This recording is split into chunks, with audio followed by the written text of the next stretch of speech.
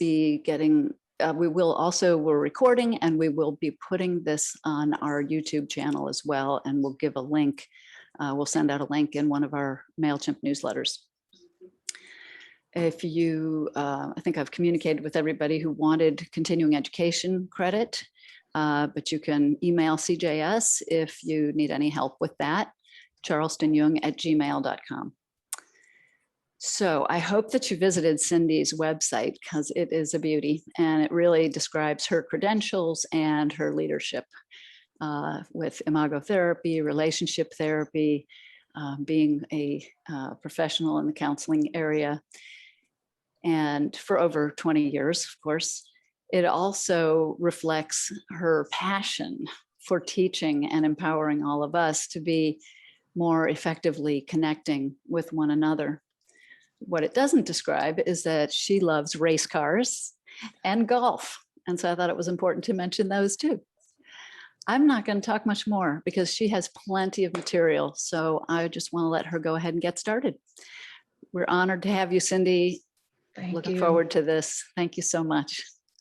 Thank you. You threw me. I didn't know you were going to mention the race cars and the golf. I had this wonderful stepping into the light, stepping into the other side of otherness, stepping over into your partner's world, partner, parent, friend, anyone. I love that you shared that though, Betsy. That'll be fun. I'll add that somewhere along in the presentation today. You know, excellent. In stepping into someone's otherness, there's some words you're going to hear tonight, and I'll go over those. And that a lot of times we say, oh, well, I understand people are different from me. Oh, I know that. But to really grasp otherness, to really understand how our brain works, how we're projecting, what we're hearing. It's going to be a fun evening tonight. I know I put out to my folks, it's a date night refresher. For some of you that you've not met me before, worked with me, or heard me, I'm going to go through some of the terminology with you. If you leave here tonight with the word otherness, curiosity, intentionality, I'm going to be really happy. If you leave here tonight with the sentence, the story I tell myself, so what I hear you saying is, I'm going to be happy. But I hope that we also have a little fun tonight. Have some little movie clips that we'll watch together, some quotes. For folks who love social media, I'm going to flip through some things that we'll have fun with. But it's also a really serious topic, because so often we don't understand what happens in our relationships and in communication, you know, and I want to help you understand not only what is happening, what to do, what you can change, what to be aware of. We talk about effective communication, but tonight we're talking about conscious conversation. To me, that's a whole nother level of conversation. And so being heard, feeling heard is so close to feeling loved that the two are indistinguishable. Really listening to someone, anyone, just really hearing them. And oftentimes we may say, well, I heard you, but did we really hear? And tonight we're going to talk about how to really step into otherness, how to step into the other person's world, to go through to the other side of your partner or parent or friend or coworker, whoever you're communicating with. Because a lot of times people feel like this, and I just love this. If you've never seen the Burning Man sculpture, where you have these two adults that are obviously disconnected, but deep inside, I'm a firm believer we all have an inner child that we really want to connect with other people, even though we may not know how to connect with them. And so it's just a beautiful depiction to me of what happens.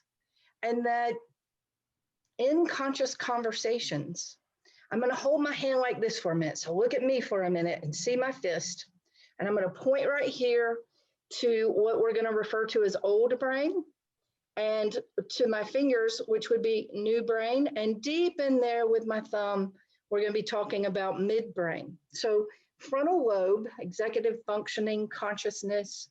Old brain, if you've heard the terminology fight or flight, where in Imago, we talk about tigers and turtles. Now, some of you are already questioning, oh, I know what I am. We'll get to that fun part of tiger and turtle. But it's important to know the brain today, because when I talk about old brain, it's also referred to as reptilian brain. I don't mean to offend anyone if you have a reptile as a pet, but reptiles are not trainable. Mammalian brain, frontal lobe is trainable, teachable. Old brain, sadly, is where most people live. It's reactive. And thank goodness we have it. It's automatic. We don't think about breathing or blinking. But the thing about it is, a lot of times we don't think about what we're saying or what we're hearing. And so my job is to help you get up into new brain that says, I want to be conscious and aware of what's being said and what I'm hearing. And also aware of, in my old brain that is so automatic, what is the story that I'm telling myself? And it's not some clear story that we have, but within a millisecond, nanosecond, our brain interprets, projects, assumes, has a story. For example, if someone grew up with a really critical parent, and maybe they're your coworker, and you go over and say, hey, let me help you with that. I know a way that would really help a lot. And they react in a way, it's like, I don't need your help. Within that millisecond, the familiarity, the brain has just projected onto you that wound of criticism, or we're just being hypothetical. And the story we tell ourselves a lot of times, we're unaware of it and we're acting out of it, we're operating out of it, and our partner is doing the same, or our coworker. And so the word I love, I don't know how many of you, and I can't see all your hands, have heard the word otherness, but I don't hear it a lot out in the world. I don't hear it on television, but it's a word that I wish would get out there, because too often we don't see someone's otherness. They're different from us. We know that intellectually, but do we really take it in and know just how different they are from us? Really stepping into, what are the stories they're telling themselves? How did they grow up? What's their personality traits, their sorting styles? How are they really different from us? And then if you want to write this down, it's kind of fun to me. It's INTOMESSEE,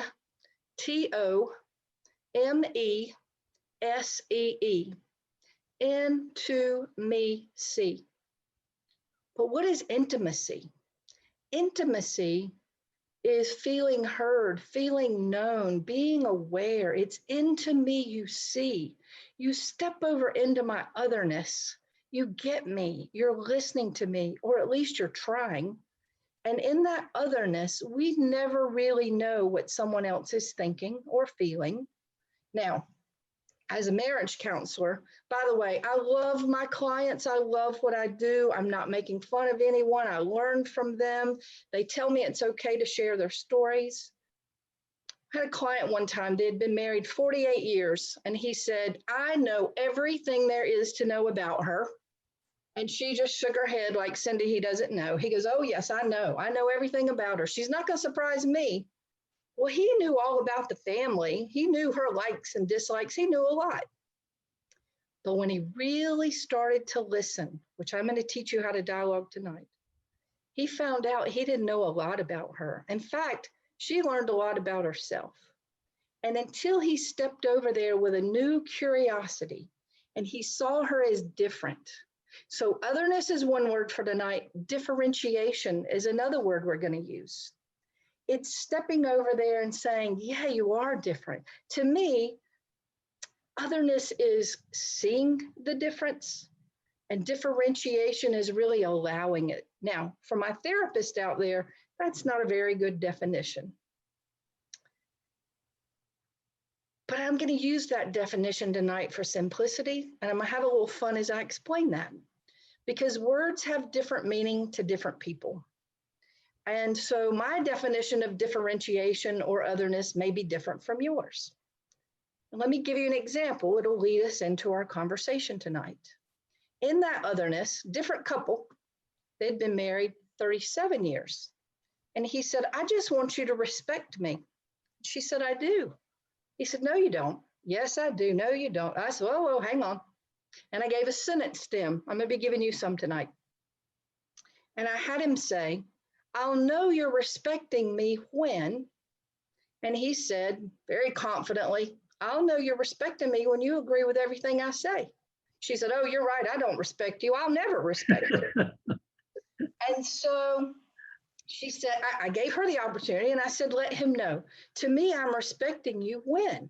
And she said, to me, I'm respecting you when I listen to you and I value you and I really want to hear you and I care about you. And he said, well, I guess in that definition, you do respect me. Their words have different meanings. My words may have different meanings. We all have different meanings. So for the couple who said, I just want you to support me. I do. No, you don't. Yes, I do. Hang on. What is support? Support means something different to all of us. In conscious conversation, it's being in the new brain. It's being very intentional. It's being very conscious of what am I projecting out there? Our next word, projection. What am I hearing? What interpretation do I have? Now, when I'm explaining projection in my office, I usually point behind me and I say, old movie projector's behind us. It projects the movie, we see it, which is true. But projection is sort of our lens. It's how we see the world. It's what we put out there. We don't even know we're doing it. And that's really important. We don't even know we're doing it unless we get really conscious and intentional to go, okay, let me really be thoughtful about that. And there's some fun sayings you may want to know about projection. One of them is, if you spot it, you got it. Another one that I really love is, what you see in me lives in you. So if you see me as critical, it's important for you to look within yourself that says, is that something you're projecting onto me? Is that a wound of yours? Is that how you are with me? Is that truly how I'm being with you? 2 things can be true, 10 things can be true. But just know that projection is, I'm kind of putting my stuff out there on you and I'm interpreting through that lens. That's how we're using the word tonight. For those of you that really understand the unconscious, I love the Jung Society. I love Jung. We have lots of quotes. If we get to them, we'll have fun with that as well. But you know the unconscious mind runs far deeper than what I'm explaining in this definition of projection. Another word we're going to use tonight is self-soothe. I've had therapists ask me before, what do you mean by self-soothe? Well, I don't think I have to tell you what the word triggered is. I don't think I have to tell you what the word dysregulated or reactive means. We know when we feel those things, but how do we self-soothe? Part of it is getting up here into new brain, because remember, old brain is like fight or flight. We become the tiger or the turtle. Even more than that, anything we've ever experienced and how we have reacted, being able to take that deep breath, pause is another word I like to use a lot. Just pause. Be able to self-soothe. One of my clients taught me hot chocolate breathing. I don't know if y'all have ever heard that before. I had not. Hot chocolate breath. We know about deep breathing. But hot chocolate breath for kids and adults is imagining you have this mug of hot chocolate and you're going to try to smell it from your bottom of your toes. And you're going to take in a really deep breath and it's filled to the top. And there are marshmallows on top and you're going to blow it and try to cool it off without knocking the marshmallow off. So it's like, y'all probably know about deep breathing, but it's always fun to think of the hot chocolate. Body scan, just paying attention. You know where you feel it in your body. Does your jaw get tight? Does your neck get red? Does your heart begin to beat? Which, by the way, John Gottman is another one we're going to talk about. If you don't know John and Julie Gottman, Gottman, wonderful science. And the science is that if you have a resting heart rate of, let's say 75, if it jumps up to 100, you're not deaf, but you are not hearing your partner. You are not processing it. You've got to get yourself calm a little bit so you can hear it. In that place of being able to self-soothe, for some people, it's taking a pause and taking a walk, go take a shower, listen to a song, talk to your higher power, whatever you need to do. But get yourself in a place to where you're in new brain for this conversation, because guess what? If you try to have a conversation out of old brain and you have triggered the other person's old brain, remember it's also referred to as reptilian. 2 reptiles do not do well together. So that conflict, by the way, doesn't always mean a fuss or a fight. It could be if the story I tell myself is I'm never good enough. And so I react to you and go, I don't need your help. I'm fine. I got it. And you grew up with someone not valuing your opinion, and I don't take your opinion, then the other person may be triggered and feeling like my opinion doesn't matter. Do you hear how easy it is that you have two realities? Both people are projecting onto the other one, not really even hearing what the other one is saying. So you really want to be able to self-soothe. You want to be able to be curious. I love that word, curious. I don't think we hear that one enough either. So often people think, well, I know. No offense to anyone out there, especially if you're my client and signed on, and you may have said this before. It doesn't mean it was you. I've seen thousands of people. But a lot of people will say things like, well, I'm a good judge of character. I knew what they meant by that. I know what they're saying to me. I know them really well. And I just want to go, oh, you know your projections really well. You know your assumptions really well, but you don't know another person until you step into their otherness and you listen with curiosity. You don't want to assume you know. And for those of you probably have heard what assume spells, A-S-S-U-M-E. I won't say that since this is going to be recorded and I don't know where it'll be, but it does. If I assume and I don't listen to you, I've missed out. So here's one of my favorite quotes. For those who like quotes, be ready for it. You ready? If I think I know you, I have stopped you from being you in my presence. I think it's an Indian proverb, but I love it. If I think I know you, I've stopped you from being you in my presence. In other words, I can't even be open to your otherness because I've already decided that I know. That is a really dangerous place to be. You never want to think you know. And yet, old brain tends to do that. You know, even going back to projection, we can project onto anyone at any time and think we know. So I was with a friend one day and we're at a red light, and she says to me, I don't know why that person in the car next to us is laughing at me. I'm like, whoa, wait a minute. How can they be laughing at you? They don't know you. In that moment, when someone was probably talking on the speakerphone or Bluetooth and laughing, my friend within a moment said her brain, the story she told herself, was they're laughing at me. We walk around the world projecting and we don't know it, and we hurt ourselves. You know, conscious conversation is about connection. It is about resolving conflict, but it's also about self-love. Often we hurt ourselves. I used to take a little dog, Angel. My Angel was almost 17 when I lost her, and she would go to work with me. And one of my clients that I love, she said tearfully, see, even Angel doesn't like me. And I said, whoa, wait a minute. Now you're projecting onto the dog. Hang on. And we had a giggle and we laughed. And she goes, oh my gosh, I did. I just projected onto your dog. And I'm like, yeah, that's what our brain does. We have to stop. We want to be curious about the other person, but we also want to be curious within ourselves that says, where am I getting this story? Intentional. This is the last of our words. But intentionality of, I'm aware of your otherness. Intentionality of, I'm going to take the pause. I'm going to be intentional in the way I show love. We're going to talk a lot about appreciation. Some of you have heard of the 5 love languages. If you haven't, you need to find that book, the 5 love languages. There's the 5 love languages of children, singles, men, God, apology. But intentionality is a new brain, remember? And that intentionality is where we can connect with another person because we're creating safety and we're aware of otherness.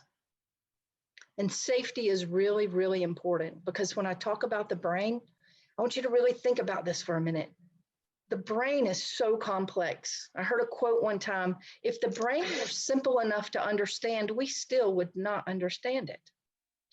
But in our brain, in those moments where we're so reactive and we don't even know it. I just lost my thought. My brain just went, hang on, I may come back to it. There's my humanness for the moment. Someone may project onto me on that one.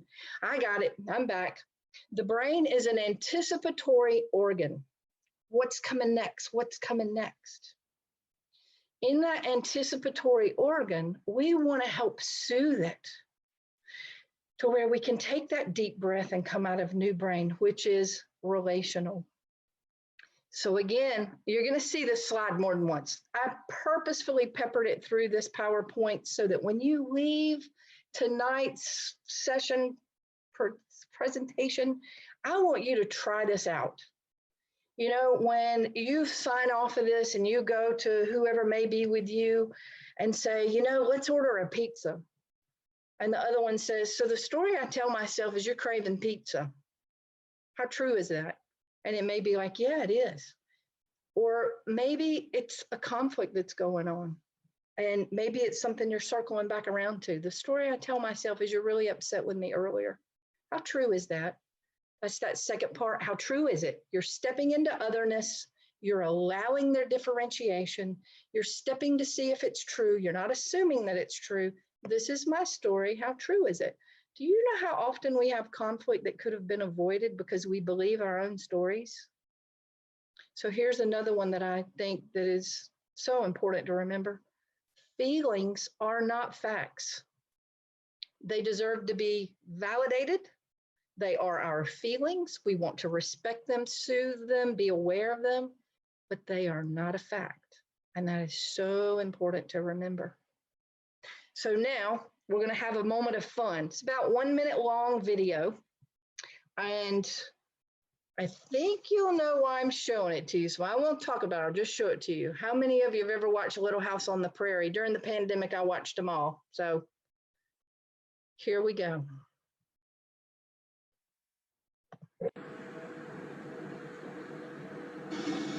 I never said that. I never even hinted that I see you that way. Did too. When? Lots of times. When? You telling me I didn't hear those accusing things you said to me? No, I'm not. I believe you heard them. I just never said them. I think you block out my voice and put in a voice from your own head. Now that's really great. Now you're telling me I'm crazy. There, you see? I never said you're crazy. You just said I said you were crazy. I didn't. You did too. I said you said. I said that you never hear what I say. Well, I'm hearing you now. Then what did I say? You said I'm crazy. Charles, I don't see nothing funny. I'm sorry. You better tell me why you're laughing.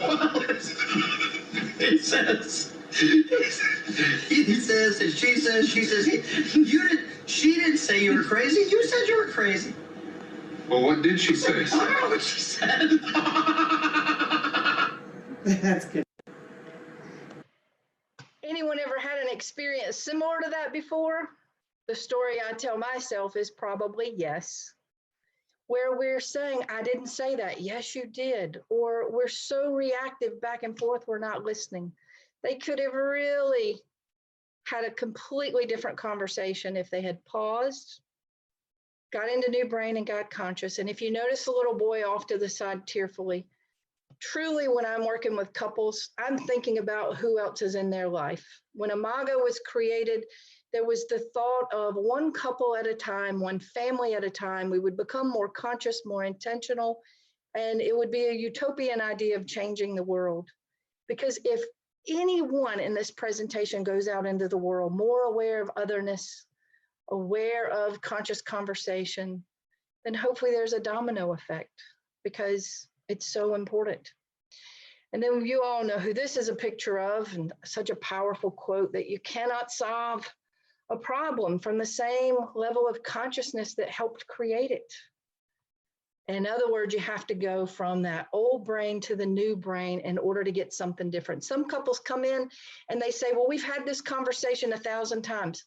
My question to them is, but have you ever done it in a conscious way? You may have had that same conversation, but did you connect? Did you really step into otherness? Because we tend to put the meaning on what's being said, that even though the conversation's been had, until you really learn what it means to have a conscious conversation, You may not have the understanding and connection that would really be possible. And so when you say the story I tell myself is, and you get to say, how true is that? And your partner says, no, it's not true. And then you get to hear what their world is, what their story is, and to really hear that, listen to that, and see that. Because as we know, assumptions and the lack of communication, they hurt relationships. We all see things differently. We live different lives. We have different views and opinions. And oftentimes, unconscious, we have the idea that people think like us or should think like us, but they don't. So I'll give you a moment to read it. I don't necessarily want to read to you. I never like it when people read to me. I'll probably read to you before it's over, though. And then I love this one too, that between the stimulus and the response, see, I'm reading, there's a space, and in that space lies our freedom and power to choose our response. We have that moment, if we can be a new brain, to do something different and change the outcome of that relationship. So midbrain, it's not a muscle, but I refer to it that way because we're trying to strengthen it. It's like the processor between old and new brain. We may feel reactive, but if we can hit that pause button and not act out of our reaction and come out of our consciousness and our intentionality, completely different outcome. And that we know that when two people come together, there is a reaction. I mean, in Imago, we talk about we're attracted to someone for purposes that are going to help us heal our wounds, complete our childhood. We could spend a whole week talking about Imago, but you and the person you love and care about, if there's conflict, I want you to begin to think of it this way. You ready for another good quote, I think? Conflict is growth trying to happen. And that it goes back to that, if you think you know me, but you don't really know me unless you've been curious and listened to me, that through that conflict is the possibility of understanding your partner on a whole nother level and connecting with your partner on a different level. And I love this one because don't we all want to feel heard?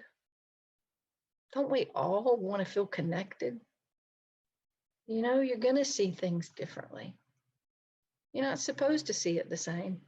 You're two different people, two different childhoods, two different personalities. Someone may be a thinker or a feeler or an extrovert or an introvert or Johnny on the spot or a processor or all these things that make us different. We just want to feel like someone sees us and gets us.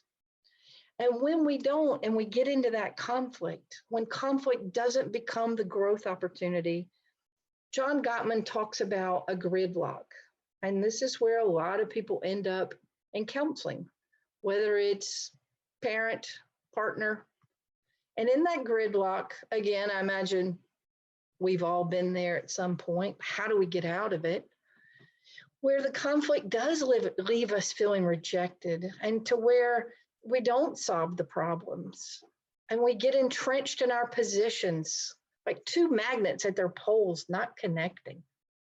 And we stay frustrated. And the fun is out of the relationship. And time is too short. We've learned that, I think, this year more than ever. And you're going to have different views, but it doesn't have to be so disconnected. You know, you can be different and still love your partner. Oh, people say to me, we're so different. I don't know if we're supposed to be together. Yes, you are. In Imago, we have the belief that incompatibility is compatibility. Yin yang. Wouldn't it be boring to be with somebody like you?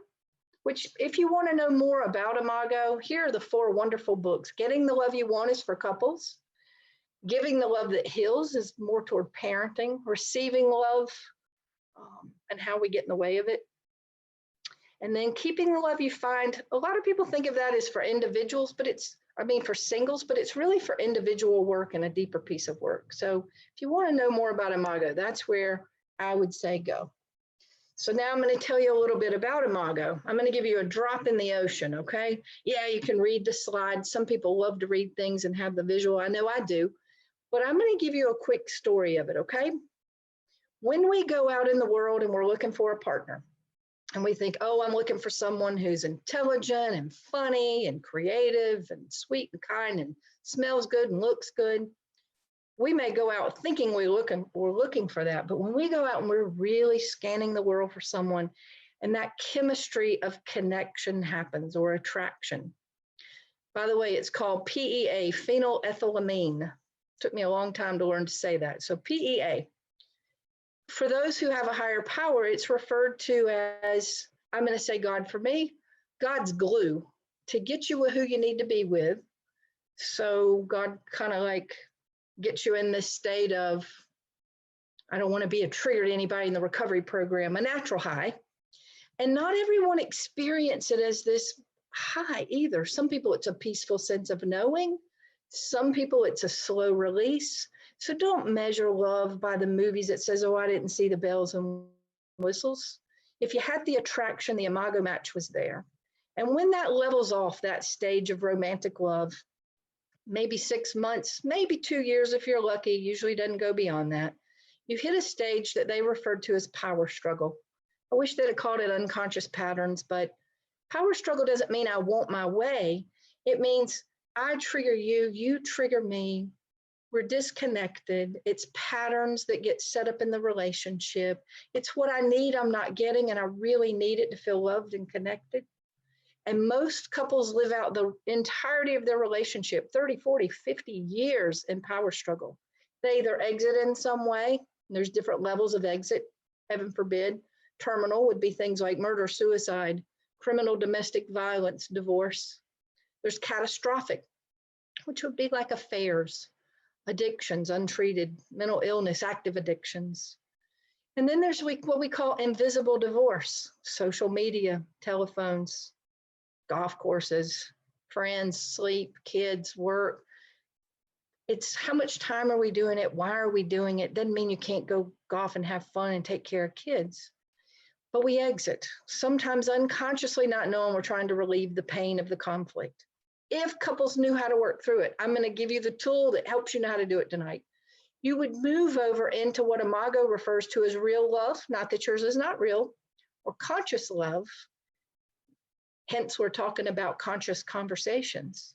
And in that conscious, intentional relationship, it's how do we go back and create those romantic moments? We call it re-romanticizing.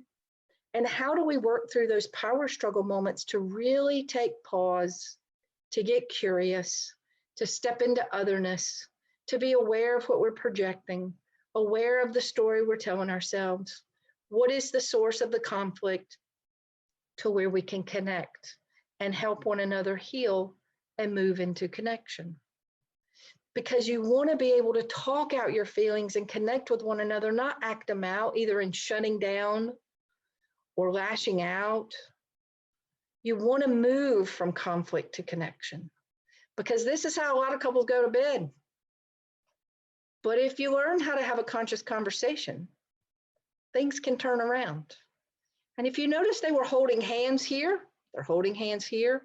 John Gottman in his science talks about how holding hands literally changes you physiologically, slowing down your heart rate, being able to take a deep breath.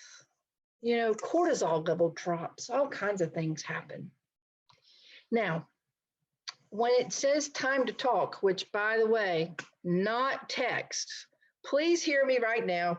Texting a conflict, texting something with your partner, your parent, or your friend, or emailing is dangerous to miscommunicate. So if you want to miscommunicate, do it that way. If you want to communicate, then dialogue is going to be your way.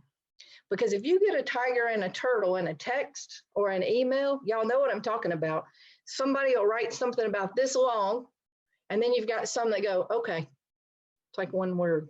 That tells you kind of who your tiger and turtle is. Tigers don't necessarily roar and yell, but they're more outward energy. They want to talk about it. They want to fix it. And that sweet little turtle just shuts down, withdraws, gets quiet. unless they're a snapping turtle. Y'all know who you are. And then with that tiger, oftentimes they say things like, well, you know, I feel like I'm the one that's working on our relationship, and I'm the one that keeps us together, and I'm the one that does the work. And for the tiger, sometimes just being able to be quiet, hush, hang on a minute, pause is really hard for the tigers. Usually, not all, but usually. Now, some tigers are more just, let me take care of you, by the way. But being able to pause and being quiet. And then for the turtle, they often say things like, I never start the fights. I'm the one that stays rational and calm. But often there's the ones that are closing up and getting quiet and holding it in. And then it comes into the snapping turtle sometimes. But it can come across as stonewalling. Stonewalling, by the way, I got permission from the Gottman Institute. Please look up John Gottman's work if you haven't looked it up. But stonewalling is how it seems. And then it leaves the other partner in that place of, see, you're not there for me. But really what happens in that fight or flight of the old brain is they just shut down. And we tend to attract opposite. It usually is a tiger and a turtle together, not two tigers or two turtles, although it happens. Yeah. So how do we have conscious conversation? We've been leading up to this. Now, if anybody has a question, please chime in. I'm okay with that, because I'm really about to transition you into the actual conscious conversation. Is everybody good right now? I guess whoever's manning this, do y'all know this is the first time I've ever done a Zoom presentation? I'm hoping you can hear me and it's going okay. So let's talk about how you move into the dialogue, okay? Before I share with you the details of the dialogue, you know, since golf was mentioned, now I'm going to have to tell you my golf. Anyone who's ever had a golf or a tennis lesson, or probably you could use anything, in golf you have a grip. And if you go for a golf lesson, a lot of times they're changing your grip, and it's uncomfortable and it doesn't feel good. But you hit the ball better. I do. And it's like, ooh, I'm motivated to keep that grip. Then if you hold that grip long enough, when you try to go back to the old grip, it doesn't feel as comfortable. But it's not comfortable starting out. If you've watched golf before, some people say it's so boring. You'll see sometimes they'll step up to the ball, they'll realize they're about to hit a bad shot, they'll step back, they'll look again, and then they step back up to approach the ball. That's what you want to do in conversation. Hang on a minute.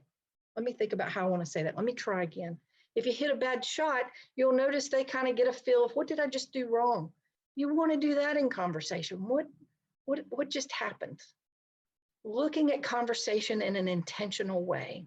Now, here's where, when I go into the dialogue, where a lot of people really will say, oh, yeah, you know, I know this process. Listen, it's harder to do with people you love. It really is, because everything that's imprinted, all those projections, how to be able to stay into new brain, it's a practice. It doesn't just happen overnight. But it truly is a process that can help you step into the other person's world. But if there were one word that I would boil it all down to for intentional dialogue, it is to create safety. Safety and connection. Because in the dialogue, you're really saying, I want to hear you. I want you to hear me. You're really saying, I want to stay connected with you. You're important to me. I love you. Like, we're in new brain. Some people say, well, it takes too long to dialogue. Well, if it takes you 15 minutes for a dialogue instead of 2 minutes to just spout off, and at the end of 2 minutes, you don't talk for 2 days, and at the end of 15 minutes, you're going and having dinner and connecting, I promise you, dialogue is what you're going to want to use. Now, giving you another little break, watch another 1-minute video. Because when we talk about listening, I think it cannot be said any better than those of you who know Thich Nhat Hanh. I think I said it correctly. And this is an interview with Oprah. It's about 1 minute, maybe 2, where I want you to see and really listen to what it means to really listen. You refer to, I can't remember which book, but you talk about deep listening also. Deep listening is the kind of listening that can help relieve the suffering of the other person. We can call it compassionate listening. You listen with only one purpose, help him or her to empty his heart. And if you remember that you are helping him or her to suffer less, and then even if he say things full of wrong perceptions, full of bitterness, you are still capable to continue to listen with compassion. Because you know that listening like that, with compassion, you give him or her a chance to suffer less. If you want to help him or her to correct his perception, and then you wait for another time, but for this, the time being, you just listen with compassion and help him or her to suffer less. And 1 hour like that can bring transformation and healing. So I love this idea of deep listening, because oftentimes when someone comes to you and they want to really vent, they want to purge whatever is going on inside them, people start talking and giving advice. So if you allow the person just to let whatever those feelings are to come out, and then at another time come back to them with your advice or your comments, you would experience a deeper healing. That's what you're saying. Yes, the fear, the anger, and the despair is born on the ground of wrong perception. And we have wrong perceptions concerning ourselves and the other person. And that is the foundation for conflict and war and violence. You've said that the only way we can begin to end war is due to communication between people. Yes. Mm-hmm. And we should be able to say like this, dear friends, dear people, I know that you suffer a lot. I have not understood enough of your difficulties and suffering. It's not our intention to make you suffer more. It is the opposite. So please tell us about your suffering, your difficulties. I'm eager to learn to understand. You have to start like that, loving speech. And if we are honest, if we are true, they will open their heart and tell us. And then we practice compassionate, deep listening. And during the process of deep listening, we can learn so much about our own perception and their perceptions. Mm-hmm. And that is the best way, the only way to remove terrorism. Terrorism, or even difficulties between yourself and yes. family members or friends. Yes. And the principle is the same no matter the conflict. Yes. Terrorists, anti-terrorists, yes. father and son, right. yourself and your boss, right. yourself and your children, your best friend. Yes. Isn't that beautiful? I can't hear y'all, but I'm just going to think that you said yes. I think it's beautiful because we help them stop suffering when we step into otherness, when we listen to the story that their brain has told them about what we're doing or saying or not doing or saying. When we listen with curiosity, I want to hear you. I want to know what's happening in you. I'm stepping into your world. I'm not reacting to you. I am connecting with you. And you cannot listen to someone if you aren't in a new brain place and you're just ready to be heard. Because when you really listen to someone, they get to see themselves, hear what they're saying. You get to hear them. You may be surprised at what you learn about them. And it's just so important. So I just love that. If you don't know about Oprah's show, Super Soul Sunday, she has a lot of great interviews. John Gottman again, emotional safety. If we don't feel safe, we're probably not going to be vulnerable. You probably know Brene Brown's work. And that if we feel vulnerable, a lot of times we create safety. It's interesting how that works. And that to really love someone, if we go back to that second slide, that to feel heard is as close to feeling loved, that the two are indistinguishable. Imagine that if you were really just listening, and you've probably heard the quote, communicate first to understand, then to be understood. How many people really do that?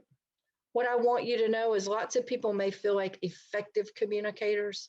I want you to be a conscious communicator because you can change relationships. I believe you can change the world.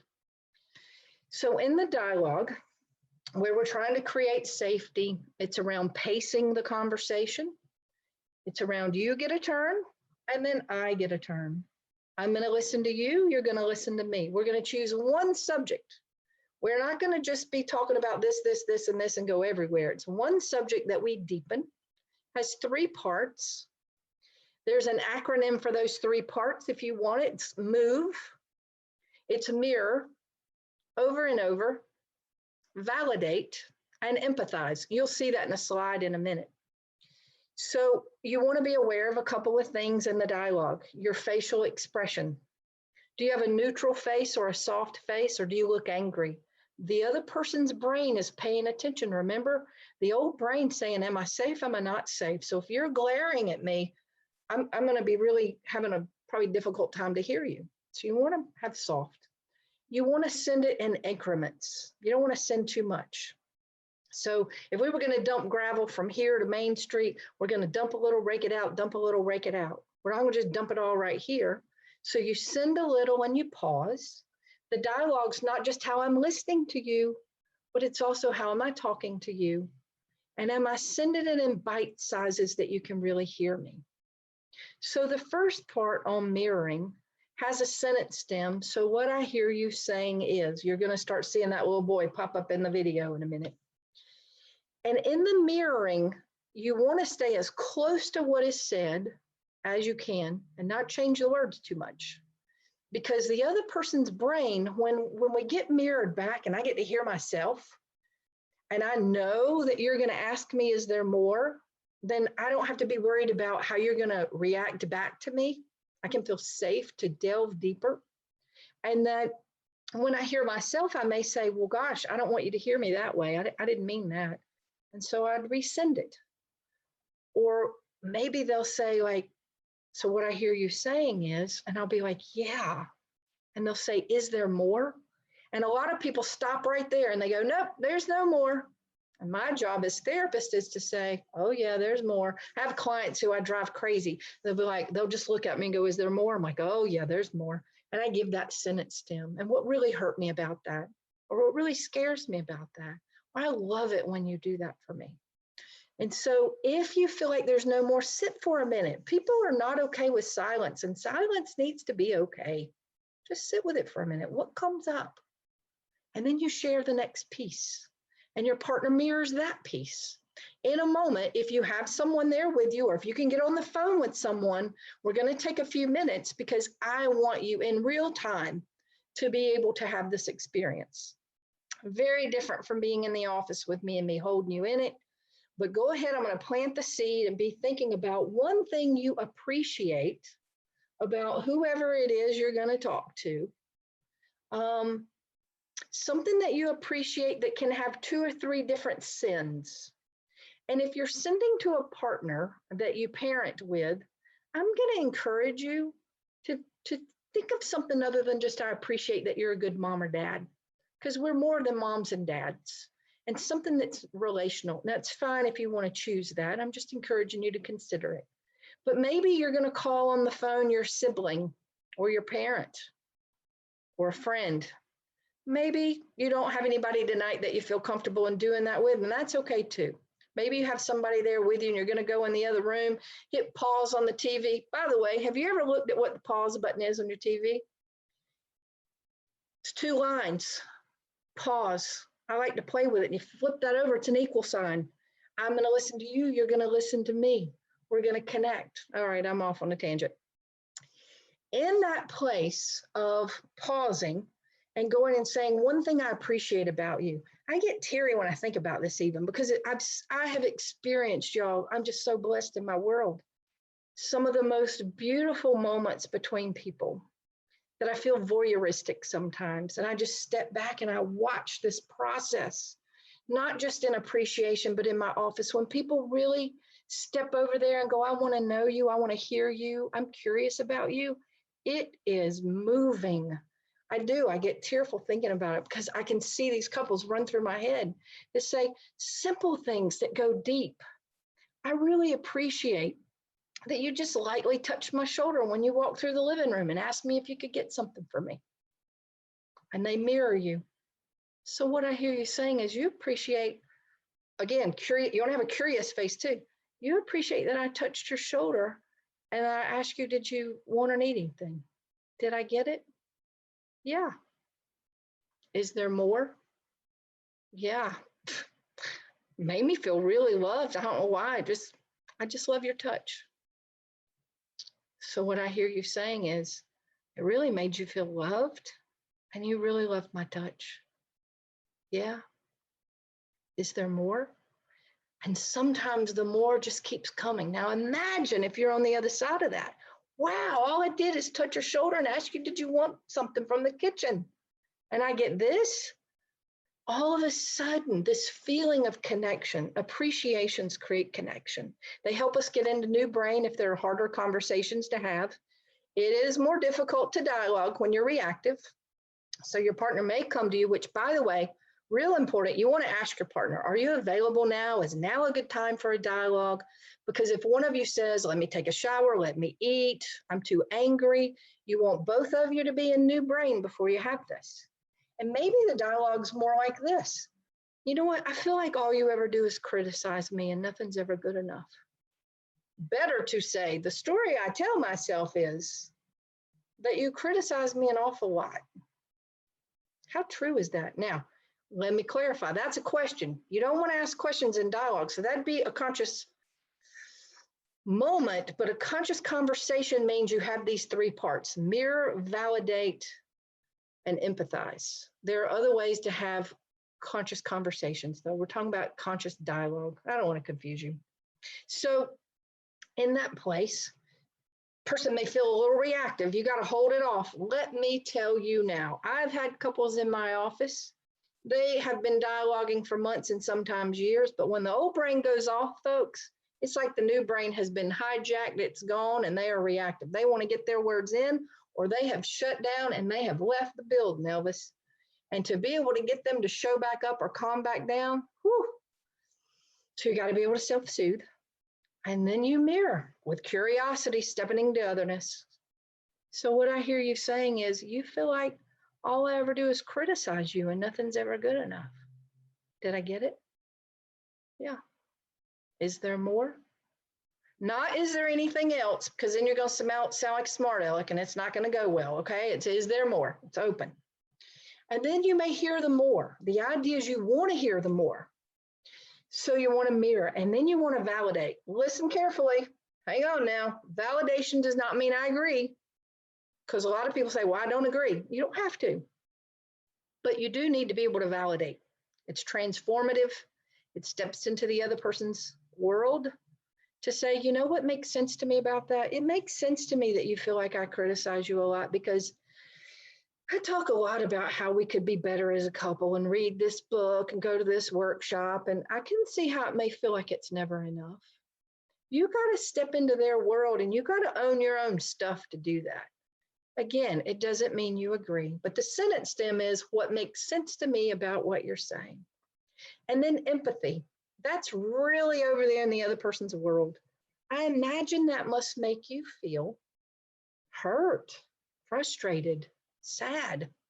Is that how it makes you feel? It's not about getting it right or wrong. They may say, yeah, or they may say, no, it's more.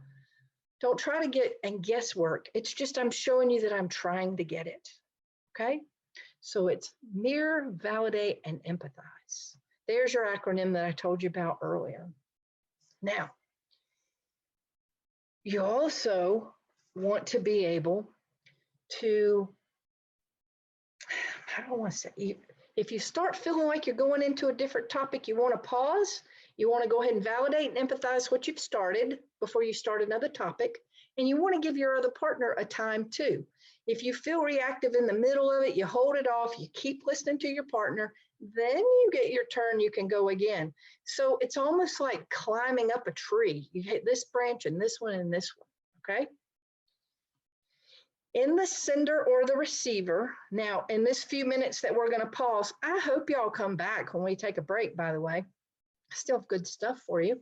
But in the pause of it all, you want to decide who's going to be the sender or the receiver. Well, you're here with me, so I'm going to encourage you to be the sender. And then after tonight's presentation, when you have more time, ask them to send one to you so that you can practice, or maybe go back and do another one. All right. The sender wants to send it in short sends, not too much at one time, because the other person's going to be concerned about, oh my gosh, am I going to remember what you're saying? And you want to be a little more relaxed. You won't be the first time, just so you know, you won't be. You're not supposed to be good at this overnight. You don't go out on a golf course and play good golf. You know, really with golf, you go home and talk about the one hole that was a good hole, because unless you're a professional, and they have bad days, but you want to send a little bit and you want to relax into it, because you're going to say, did I get it? And if you didn't get it, that's the opportunity. You get to try again. Your partner can say, no, let me resend it. You don't want to just shoot your partner down and go, no, see, you weren't listening. That's old brain, that's reactive. And you want to stay on the topic. The one who's mirroring, you want to stay close to it. Hold off your reactivity. So what I hear you saying, by the way, you can pepper that into conversations all the time without it necessarily being a dialogue. But in this dialogue with 3 parts, again, I go back to what's something you appreciate. You may know who you're going to call and who you're going to share it with. I want you to be thinking about who that's going to be. I threw that in because I'm thinking after this, we all should have pizza, but we don't eat a pizza all at one time. We don't eat one slice at one time. We eat one bite at one time. So for those of you that are really ready to share this appreciation with someone, you got to be in Midbrain. You got to pause along the way. So if you think of it as, let me just send a sentence, maybe 2, let them get that part. And I want you to, I don't know what time it is. Let's see, it's 6 o'clock. Wow, couldn't have done that any better, could I? So I think 5 minutes. I mean, I really want to give you more time, but I have a lot more to tell you. 5 minutes, know that it could go a lot deeper. So if you start feeling like, oh, I have a whole lot more I can do. And then I started thinking, I want you to be the sender, but they don't know how to validate and empathize. So I want you to know we're not worried about that part tonight. Just go to someone and either ask them to send an appreciation to you that you can mirror, or you go to them and take just 1 minute and say, here's what I want you to do. I want you just to say, so what I hear you saying is. Now, there are your sentences. So what I hear you saying is, did I get it? Is there more? And I'm going to give you something even more detailed. You ready?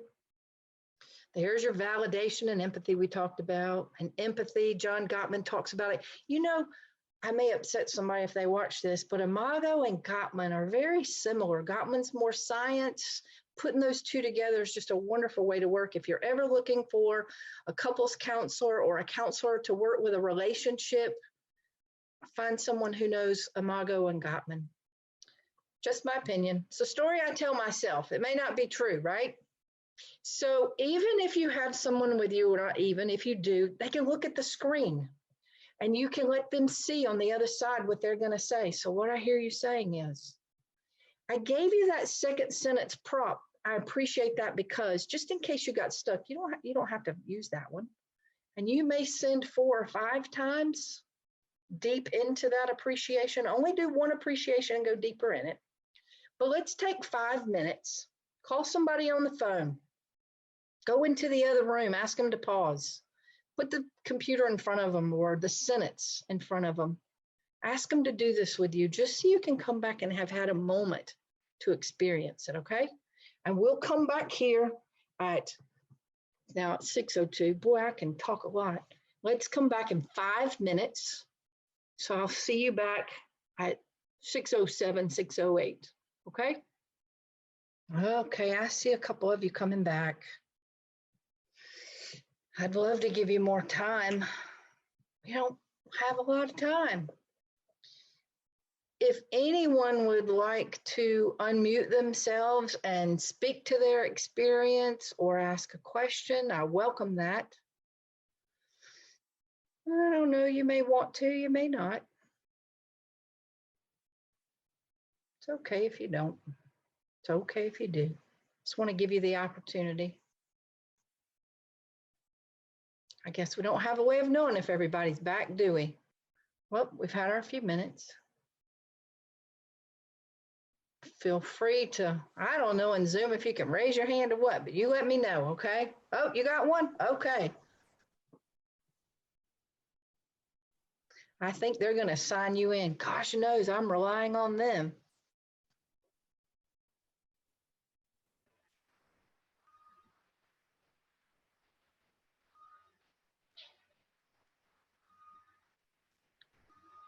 Okay. Who wants to go first? Okay, so Siri is unmuted. If you would Okay. like to go ahead, Siri. Yeah, Siri Coley, can you hear me? I can, thank you, Oh, yes. oh, great. I've not been on Zoom but twice, so I'm not too familiar with all the logistics of how we're working. We're newbies together. Got it. No, I've enjoyed hearing what you're talking about. I've used some of these, I'm an LPC, I've used some of the basic concepts you're talking about. Okay. with clients and found them very helpful. I find them much more difficult personally, like you're talking about, to be quite honest.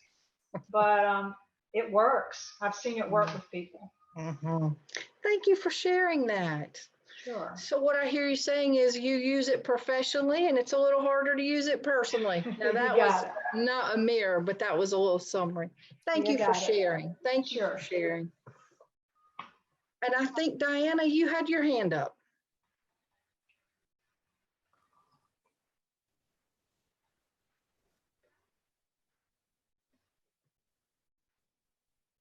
Okay, can you hear me? Yes. I can now, yeah.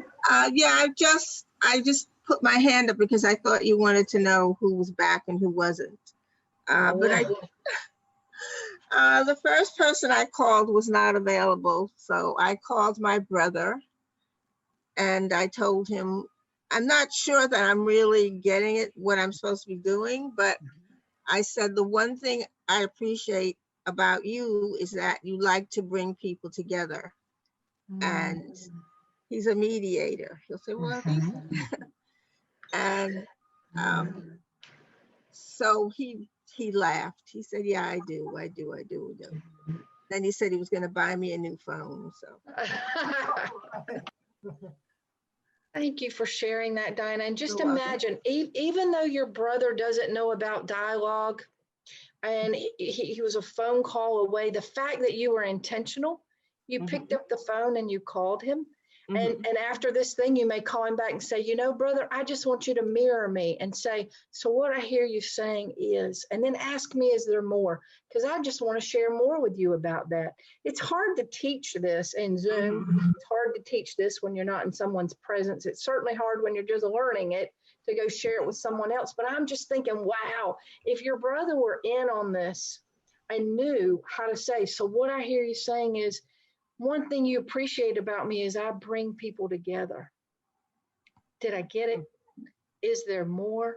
I bet, Diana, you have more you could share with your brother and how touching that would be for him. I'm going to tell you all something too. Thank you, Diana, for sharing that. I'm going to tell you something to be prepared for. People are often not used to being told that they're appreciated. And then to hear more and more and more. If you remember, one of the titles of the book was Receiving Love. That's really more about symbiosis and differentiation. Good stuff, though. But they don't know how to take it in. Now, y'all are recording this. It may make it on your YouTube channel, so my family members are probably going to shoot me for giving personal stories, but here we go, okay? So I went to a training. I came home. And there's a way in the Imago world, the word flooding is you just pour out all of this positivity, whether it's love language appreciation, things you love about your partner. If you're looking at Gottman's work, Gottman uses the word flooding when you're feeling reactive and overwhelmed. So I'm using Imago right now. But I went home from a training and I was going to flood and to appreciate, I'll say one of my parents. I got to tell him, it's my dad. And, you know, the funny things, he's like, what do you do when you go off to these weekend trainings? Because when I shared this flood of positivity, my dad teared up I was crying tearfully. And it was this overwhelming, like I went to give him a hug and you could feel his body. Like the story I tell myself is that my dad wanted to burst into tears. I don't know if that's true or not, Dad. Now we have to have a dialogue. But the story I tell myself is that it's true.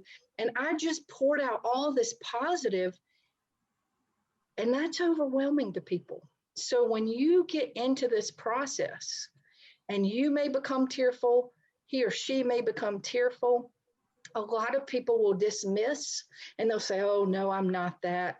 You just say, hang on a minute, I want you to mirror me. Or they'll say, you know what, they'll mirror it back, but they won't say it quite back. They're not mirroring. If they're saying their take on it, see, this is important for you to know. When you mirror, you're using their words, not, see, old brain interprets, projects, it tells the story. New brain is, I'm using your words. I have to be intentional to do that. So we trust our brain to tell us the meaning of things. And I don't want to tell you not to trust your brain, but kind of don't sometimes, because the first story your brain tells you is usually wrong and you're not putting your twist on it. So dialogue is a tool. You don't talk this way all the time. It's a tool. And you go through this tool in a way that is new brain. And so to mirror may feel awkward, artificial, robotic, mechanical, contrived. I've heard it all. It is, because it doesn't come natural. But what comes natural doesn't connect you. It's the stories you tell yourself. It's not what the other person is saying. So a lot of people they'll mirror back and they'll say it in a way that we didn't say it. Don't agree to it if that's not what you meant and say, well, yeah, I guess that's what I'm saying. No, say, no, I really wanted you to hear that I appreciate how you bring us all together. Is there more? Yeah, because I don't know that the family would get together the way we do if we didn't have you in it. See, I can get tearful and I don't even know your brother. I'm already feeling love over here. You know? My brother would be like, oh, I don't want a dialogue. And since I threw Dad under the bus, I might as well throw Mom under there. One day she said, Cynthia, I do not want a dialogue about this. And I said, so what I hear you saying is you don't want to effectively, consciously communicate with me. And it was a nice little giggle, but you have to know people aren't always ready for it. And when you said, Diana, like, I don't really know what I'm doing, you're not supposed to. I'm whizzing through this. We could spend a whole weekend together, which there is a workshop called Getting the Love You Want. That's an Imago workshop. They're all over the world. I'm not trying to sell you mine. When the world can get together, some are doing them now online. But circling back around, that just calling and saying, I appreciate you. Even if you're not in a dialogue, people, I need you to know appreciations are powerful. And if you really want to change your relationship outside of dialogue, but still a conscious conversation with anyone, is to say 3 things you appreciate about that person at the end of each day. So if you were to go to your partner in life, if you have one, or parent or anyone again, and just 3 things. We go back to the, I really appreciate that you just lightly touched my shoulder when you walked through the living room. I appreciate that you turned the coffee pot on this morning. I appreciate that you got the kids to bed because I didn't want to deal with them tonight. And then the other partner says, you know, I really appreciate that you ordered pizza because I was craving it this week. Y'all can tell I got pizza on the brain. Or I really appreciate that, you know, we come to bed together and just do these appreciations. I appreciate that you smiled at me today when you knew I was really frustrated. The power of that 1 minute in your life is a game changer, folks. I have not missed a night. October this year will be 5 years, not one night. Doesn't matter how frustrated you are, upset you are, you still, new brain, intentionally step into that place of relationship and appreciate. I really encourage you to try that. All right, I got off again. Did anybody else have a question or a comment? You chime in. I'm going to keep us moving. But know that at the end of this, Diana, I encourage you to call your brother back and say, I just want you to mirror me, and this is what you say. So what I hear you saying is there more? Don't worry about doing the validation and the empathy, all y'all out there. You are just learning this. If all you do is you get someone to mirror you and deepen, that is wonderful stuff. Don't worry about the other stuff. It takes time to learn that, okay? If you are in a place that you feel reactive, then you really want to say, am I ready to do this? Am I in Midbrain? Am I calm? Am I going to show up in the way I want to show up? It is better to pause and gather yourself than to go try to dialogue when you're too angry, because you never want to mirror anger like that, okay? And we go back to that self-soothing. Remember hot chocolate breath that I told you about? Some people take notes. Gottman doesn't teach dialogue in the way Imago does, doesn't even call it that. Gottman has where he encourages couples to sit down with a notebook and write out what their partner is thinking and feeling. Some people want to write it out. I love the flow of dialogue where you just relax in it and you're curious about what's being said. It takes time to get that kind of comfort, you know, since driving race cars got brought up too. Let's go with driving a car. When you learn to drive a car, when you teach someone, kids get in the car and they look where their foot is and they look where the key goes. I'm old. Where you push the button now to crank the car, and who has a key anymore? They're awkward. They hit the brake too hard. But it takes time to get comfortable in a car. Now, those of us that drive, we just jump the car and we go. With this dialogue, I need for you to know it's like learning to drive a car. It's awkward. It's uncomfortable. You get better at it. And I do love driving cars, just so you know. Very much so. Too much so. I don't know if there's anything about past lives or anything else, but a 16-year-old, see, I don't want to stereotype. 16-year-olds, some of them drive very slow and carefully. My inner child, I have many of them, but one of them is 16 and likes to drive really fast, carefully, cautiously, and on a racetrack. All right, I'm going to hush now. Staying quiet, that's something I need to do right now and move on. Staying quiet doesn't always mean that I don't have anything to say. It just means maybe I think you're not ready to hear it. Does that mean I need to stay quiet and think about how I want to say it? I don't want you overthinking everything before you go to a dialogue. There's a balance. Because when you're in that dialogue process and you get asked, is there more? You are going to go places in your brain that you would not otherwise go. Think about it. Who says, is there more, and allows you to go there? We are in this exchange back and forth. So don't feel like you got to plan it out, because you can't plan what's going to bubble up and come up next, okay? And then sometimes it's, if I feel like you're not ready to hear me, then I may say, you know what, maybe after dinner, would you be available for a dialogue? You want the other person to be engaged in it, which, by the way, that little face on that little fella, isn't that just precious? My little cousin, I had to share him. So the story I tell myself is, and I didn't write this, but the second part of that is, how true is that? Not, is it true, yes or no? How true is it? Because then you allow the other person to say, well, this part is true, but this part is not. Or, you know, it's instead of a yes or a no. Old brain likes yes, no, extremes. Middle ground would be your new brain. It's another way to think of it. So what I hear you saying is, in any moment you can say that. You don't have to be in a dialogue to wait to say that. You know, if your partner or parent or coworker, I did not see the interview this week that people have been talking about with Oprah and some of the royal family, but I know that at some point, one of them said, so what I hear you saying is, see, if you're in therapy with me, I'm going to say it so much that you're going to start picking it up on Disney and Oprah and everywhere else. But you can say it anytime. If your boss says something to you that kind of just triggers you a little, when you mirror, the other person can verify or clarify. Now I got to give you the warning. I won't say what was said to me. But one day I innocently said to someone, actually it was a client in my office who had not learned dialogue yet, or Imago. And I said, so what I hear you saying is, and she looked at me and she goes, what effing part of that didn't you get? And I said, whoa, I didn't see that coming. I said, let me explain. I really was mirroring you to make sure I heard you and for you to hear yourself. So if you're out there in the world and you mirror someone and they're already highly reactive, be aware of that. And then I also want you to know that words, remember how I told you my definition and your definition may be different? Diana, when you shared your story, you reminded me of one. There's no right or wrong on this, by the way. But I had a couple one day And I normally have people say, one thing I appreciate about you. And the husband said to the wife, the one thing I appreciate about you. And in a millisecond, because that's what the old brain does, she goes, the one thing, you only have one. And I was like, whoa, I didn't see that coming. The brain is so sensitive to the words that we're using. Some land softer than others. So just check it out when you need to, okay?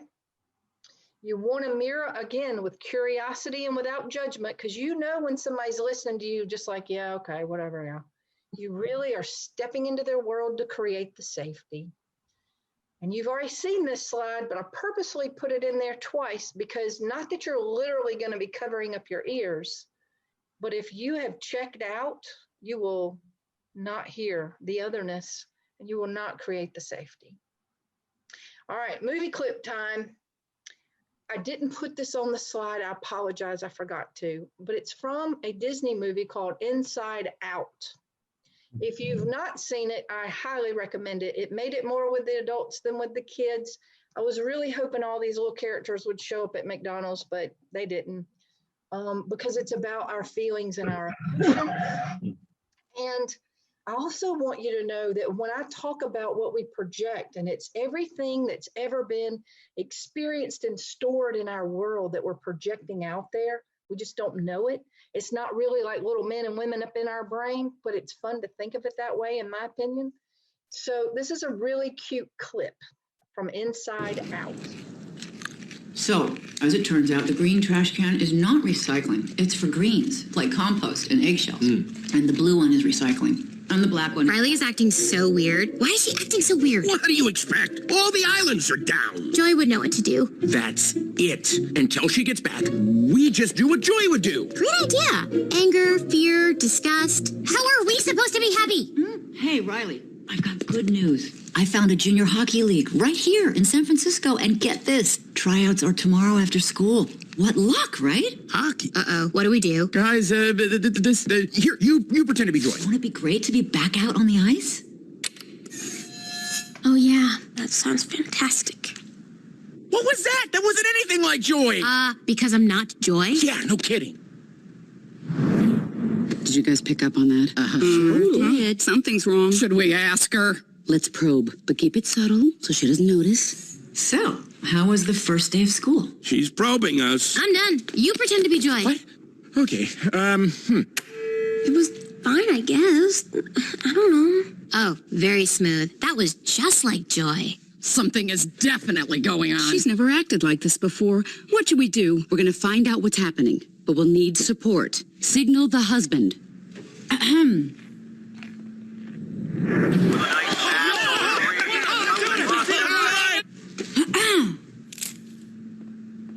Uh-oh, she's looking at us. What did she say? What? Oh, sorry, sir. No one was listening. Is it garbage night? We left the toilet seat up. What? What is it, woman? What? He's making that stupid face again. I could strangle him right now. Signal him again. So, Riley, how was school? You gotta be kidding me. For this, we gave up that Brazilian helicopter pilot? Move! I'll be Joy. School was great, all right? Riley, is everything okay? Sir, she just rolled her eyes at us. What is her deal? All right, make a show of force. I don't want to have to put the foot down. No, not the foot. Riley, I do not like this new attitude. Oh, I'll show you attitude. No. Stay happy! What is your problem? Just leave me alone. Sir, reporting high levels of sass. Take it to DEFCON 2. You heard that, gentlemen? DEFCON 2. Listen, young lady, I don't know where this disrespectful attitude came from. You want a piece of this, Pops? Come and get it! Yeah, well... Here it comes. Prepare the foot. Keys to second position. Ready to launch on your command, sir. Just shut up! Fire! That's it. Go to your room. Now. The foot is down. The foot is down.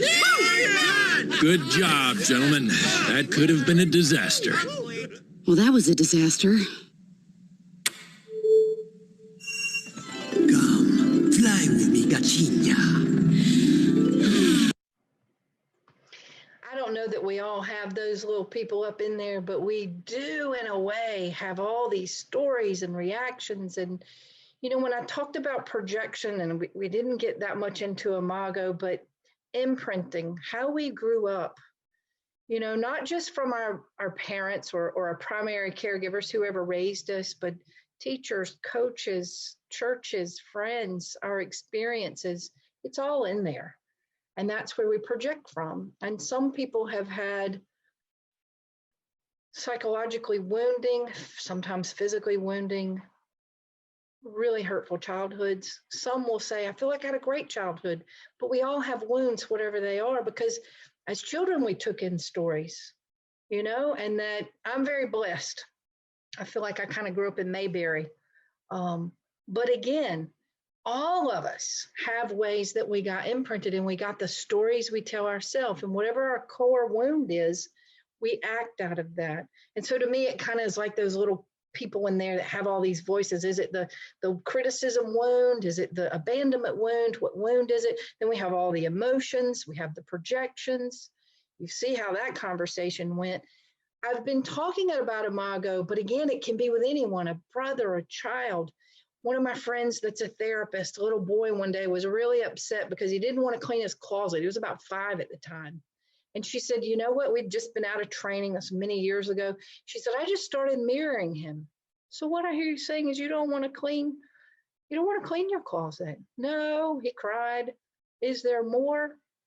Well, you always make me clean up my toys. Oh, so I always make you clean up your toys. Is there more? And he went from meltdown to calm. So there's something calming and soothing about mirroring. I really show that clip so you see that otherness too, you know, and just how easy it is to miscommunicate. So easy, you know, and the story we tell ourselves, we can go on one side of it and say, well, they're doing this on purpose. Or we can go on the other side and say, you know, maybe they're just having a bad day. It's the meaning that we put to something.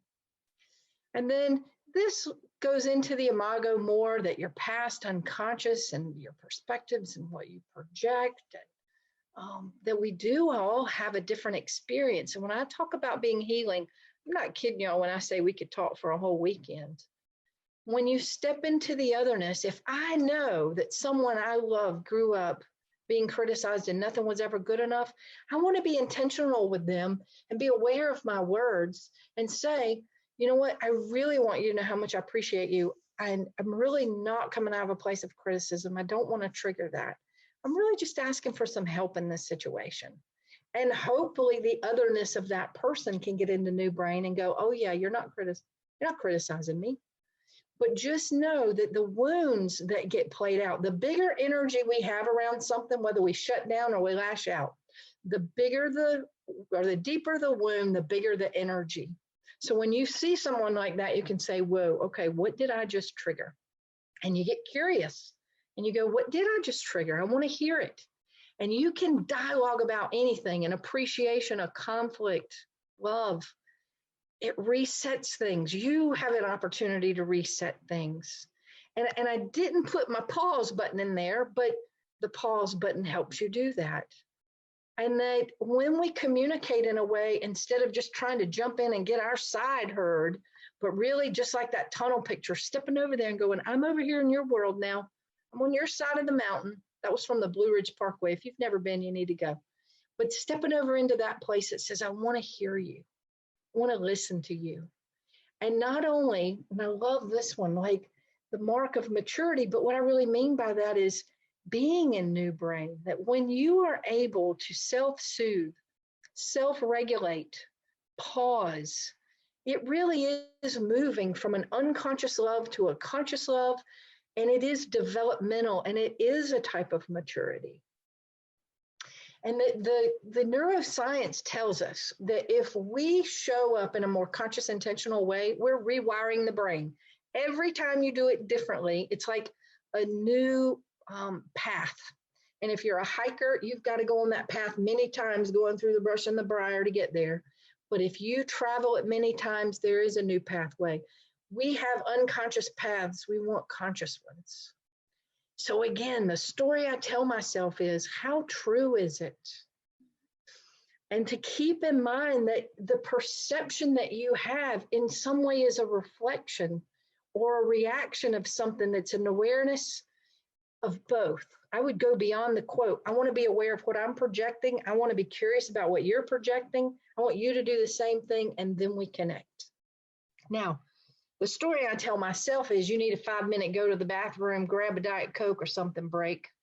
So I realize I haven't given you a break. So if you want to take 5, and then we'll come back and we'll have our finish for the evening, okay? Okay, I think our 5 minutes is up. By the way, if you've never looked up Carl Jung and some of his quotes, I think you would be pleasantly surprised, maybe even amazed at how many of them he really is talking about conscious conversations and projection. And, you know, I just to throw out a couple of quotes that I left out earlier. Everything that irritates us about others can lead us to an understanding of ourselves. That one's Carl. And then another one that I loved was, just as we tend to assume that the world is as we see it, we naively suppose that people are as we imagine them to be. That's also Carl's. So many wonderful quotes. I encourage you just to look them up, because really the idea of seeing someone else and communicating consciously, it's something that's been talked about forever, and yet we haven't mastered it yet. And Gottman talks about you can be a master, you can be a disaster. And the realities are most people are a little too much disaster in their conversations with one another. You want to be open to different points. You want to be open, you know, just open. In fact, in recovery, I do a lot of addiction work too. How? You want to be honest, open, and willing. And to me, that's how we do a lot of things. You've heard this one before, and we want to speak in a way that others love to listen to us, and we want to listen in a way that they want to speak to us. In other words, we want to create that safety. You know, and if you can't be kind, be quiet. My mom and dad taught me that. Oh my goodness, somebody please teach somebody that. Too often, people are just saying hurtful things, and sometimes we don't even know it's hurtful. And that's where you can check it out with people too. Like if someone doesn't know how to dialogue or mirror you, the little trick is you can say, I'm curious how you're hearing me. Well, what is it you think I meant by that? And then basically you're asking them to reflect it back, and you can say, no, that's really not how I meant for you to hear that. You know, John Gottman has a list of to-dos and don'ts. If you are a social media person, I encourage you to go on Instagram and just sign up to Gottman Institute and to Imago. They have good little reminders that you can see every day. I don't think I need to read to you the to-dos and the don'ts. Hopefully I've left it up there for you to see it, but we certainly know that you see familiar words like curious and really listening and doing the repairs and clarifying. When you mirror, you're doing that. Awareness, you see that word awareness show up, you know, and the things that you don't want to do. I think you already know a lot of things not to do. People say things unconsciously and they shut the conversation down, really without understanding how they're doing it. Facial expression, tone of voice, those are effective communication tools. But remember, we're talking about conscious, which is about that otherness, awareness of projection, how we're showing empathy, how we validate the other person, how we slow it down. That doesn't happen naturally. That's going to be intentional. I know you hear words like this when people say things like, yeah, but, or, oh, I understand. You know, if somebody says to you, I understand, you want to add to the sentence. If you're going to say, I understand this given this. How true is that? When I talk about intentionality, oftentimes in my office, people will say, is that okay to say? And I'm like, yeah, let's resend it. Let's send it a little more consciously, because it's really getting aware of your words and how they sound and what they mean and wordsmithing those. If we go to Gottman's work, you know, the dialogue is Imago. He talks about kind of warming up to a conversation, but he's really talking about being conscious. When I said earlier, you can sit down with pen and paper and you can write these things down, but he's saying find that quiet space. Get rid of cell phones. Oh my gosh, please have no phone zones when you're trying to dialogue. You never want to dialogue under the influence either. Alcohol affects the frontal lobe. That's your new brain. So don't want to do that either. The I feel sentence. Counselors get laughed at for this. I feel blank when you blank. And what I need is, but it's a powerful sentence. It speaks in a way the other person can really hear. So if you've never heard that sentence, then write it down. I feel hurt when you talk to me in that tone. And what I need is really for you just to talk softer to me. I feel scared when you yell at me. And what I really need is for you just to be aware of that. I feel excited when you tell me we're going to have a date Saturday night to listen to the Jung Society in Charleston's presentation. And what I need is for you to make sure you have a Zoom link. You get the idea. And the less you respond to negativity, the more peaceful your lives become. Duh, we all know that. In Imago, we talk about something called zero negativity. It's a goal. It's usually not realistic, but we can strive for it. A code word, ouch. If your partner or your parent or someone says to you, you can teach anyone this, ouch. And the other person goes, what? It really hurt me the way you said that. Or what do you mean by that? It slows you down. Ouch, ouch. Simple word, powerful, but you have to be new brain to do it. Listen carefully. Speak to people in a way that if they died tomorrow, you'd be okay with what you said last.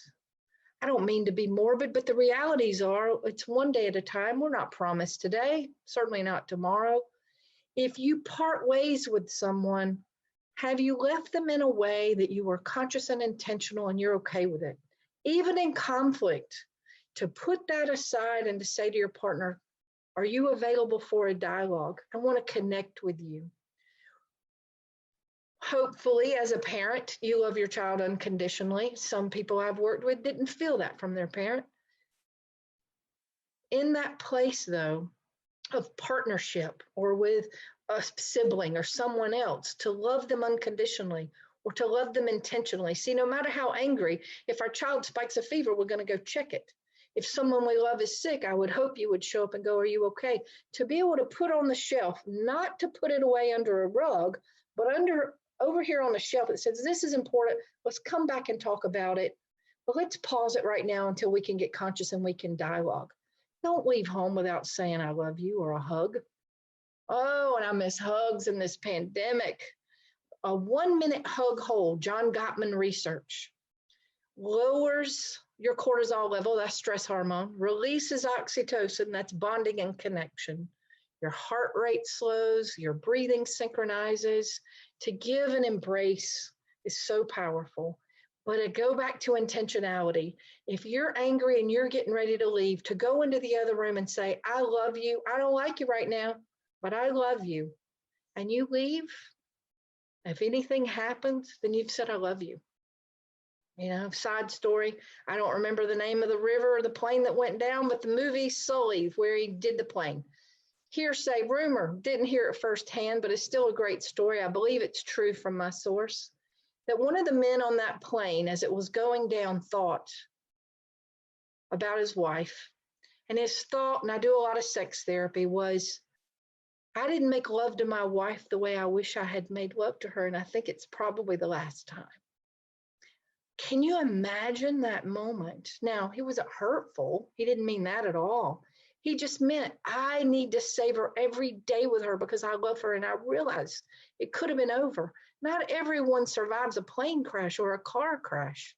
But if we really live intentionally and we live in the day, I love the 12-step program. I have clients who say, oh my goodness, you bring up AA all the time if they have a problem with addiction of alcohol. I love the 12 steps. They work. If we all lived them, I think it'd be a better world. Because it's saying one day at a time, what am I powerless over? I'm asking for something bigger than me to help me. I'm looking at myself and my character defects. I'm living a more conscious world and life. So take that pause, step into their otherness, be curious about the conflict or the conversation. This is not all just about conflict, but the intentionality of saying the things that are important, taking the time to appreciate. Because in our differences, they do divide us. And that if we don't step over there to see them and understand them, even if that otherness is their love language, you know? By the way, my love language is different with different people. I bought that book for everybody in my family, you know, that from my sister-in-law, since I'm talking about the family, let's just cover them all. One day she said, I know you love me and you tell me all this stuff about what a wonderful sister-in-law I am. And I know that words of affirmation is what you're trying to do, but I really love gifts. If you want to tell me you love me, buy me something. And so I will buy her Chinese or something at TJ Maxx. So know the otherness of another person. Recognize those differences. Don't let differences divide. Let them just be different. You cannot control how other people receive your energy. Anything you do or say gets filtered through their lens of what they're going through, what they grew up with, who they are. It's not about you. I say all of that, and then I said I wasn't going to read to you. Just keep doing with integrity and love. But if you go to the store and somebody snaps at you, or if somebody's laughing at the car next to you, it's not about you. It's not about you. Don't let them mess up your piece of a day. Don't give it to them. It's too short. Be curious what's going on with them. Walk away with the story you tell yourself is they're having a really bad day. Peace. We need peace in this world. The story I tell myself is, remember that one. One of the best lessons in life is to learn how to remain calm. Self-soothe. I'm kind of going back through our words that we started with. Flooding, remember I told you in Imago, flooding's a positive. In Gottman world, it's a negative. You know when you've been flooded, it doesn't feel good. You know the trigger words when you're upset, when they bring up things in a harsh way, when things get stored up and then dumped. None of that feels good. When we are flooded, our heart rate goes up. Remember, your heart rate has to come down for you to really be able to hear your partner or your person. You know, it's a visceral thing that goes on in the body. Be aware of your body. Scanning your body, remember, is one of your ways to self-soothe. You know, when you feel tense and tight and flush and your voice shakes, you know when you're flooded. I like Imago's idea of just the good stuff. So what I hear you saying is, now, I cannot end this without telling you about Gottman's 4 Horsemen. He predicts divorce with 94% effectiveness or validity. I'm not a researcher, one of those words. If you have these 4 things in your relationship, sad thing is most people have these 4 things: criticism, contempt, defensiveness, stonewalling. You want to get rid of those? Gottman has a way. I have a way. I believe in Imago. Not my way. That wasn't what I wanted to say. Imago has another way, which would be the dialogue, because then if you're sending it consciously, hopefully you're not critical. If you're listening consciously, hopefully you're not defensive. If you're dialoguing as you go along in life, hopefully things don't build up. And if you create the safety, hopefully you won't have a need to do the stonewalling. But now Gottman has another idea of how you do this. I love them both. I use them both. Gentle, soft startup. Your tone of voice, your facial expression. Things we've talked about, but you have to be intentional to do them. They don't come natural when you're triggered and frustrated or aggravated or hurt. Appreciations. I can't say enough about appreciations. Being able to take responsibility of your part in a situation and being able to self-soothe. All so important. In that soft startup, you already know how to do it. We've already talked about it. Tone of voice. Be polite, appreciative. In fact, if you have something you want to share with your partner that you know they may get triggered on, start with an appreciation. It's like range balls before you play golf. It's like the laps they do. I'm not a NASCAR person. I'm more of an exotic car person. But the practice laps, I shouldn't even use that one. I don't know how to use golf. I do. But you know what I'm talking about. In that soft startup, taking your responsibility, sending your message in a positive way, being able to say that I statement, being able to talk about from your experience that you're saying it in a way that you can still let the other person have their experience and it be different from yours. Being kind. Contempt can sound like things like, well, how would you like it if I did that to you? Or I'd never do that to you. Or no, would you do that? We have these little snippy, snappy ways that we are when we're reactive. Remember, we're trying to pause. We're trying to send it consciously. We don't want to come out of those places of contempt. And the story I tell myself right now is that y'all know that I have so much more material that I am now racing through it so that you can see all of this. How true is that? Yes, I know you know, but I really want to get through some of this. I promise to leave a few minutes for questions, okay? Listening to contempt and responding with empathy and curiosity. Whoa, now that's new brain, folks. It's difficult. It takes practice, but it's how you heal. And it's what Imago means, moving from that power struggle stage to the real love conscious stage. Fondness, admiration. Y'all can go to Gottman Institute and be able to see some of these and read them again, but just showing up in a way that says, I hear you. It makes sense to me. You know when you're defensive. We don't even have to go over that. You know when you are, right? Accepting responsibility. Whew, that needs to be another one we could talk about on a world level. Why do people stonewall? Remember we talked about the tigers and the turtles. If we grew up and getting quiet kept us safe, guess what we do? We get quiet. We do that thing that growing up helped us. Is it pleasing?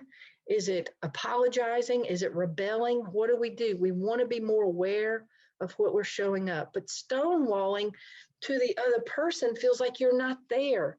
So when you can self-soothe, self-regulate, be curious, and dialogue, then you're creating that safety for you to show up and get your own need met to where you don't have to shut down. Bids of connection.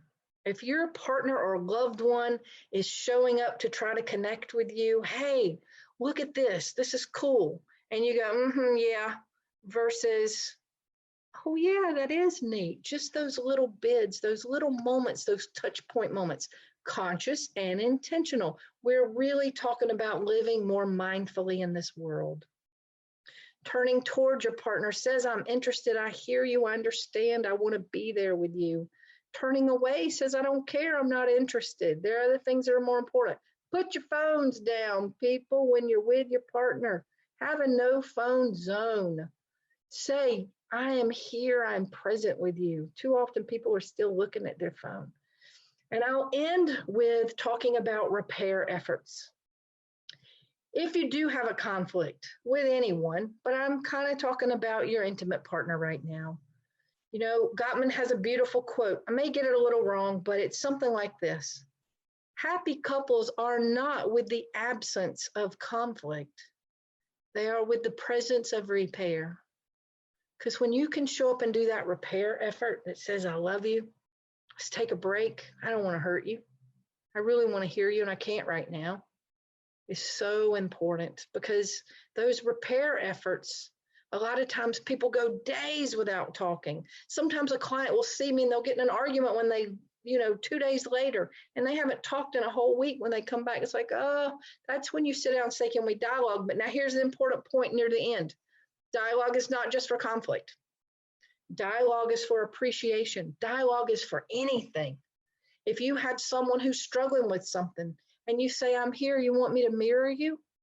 One of my dear friends had conflict with her husband because she didn't like to cook and his love language was acts of service. Cooking is an act of service. She didn't like doing it. His love tank was a little empty. And I said, do you want me to just mirror you? She said, yeah, let's do it out of curiosity. And I said, so what I hear you saying is you don't like to cook. She said, no. Is there more? By the end of that, y'all, she had discovered within herself something she didn't understand about not cooking. So mirroring can help with anything.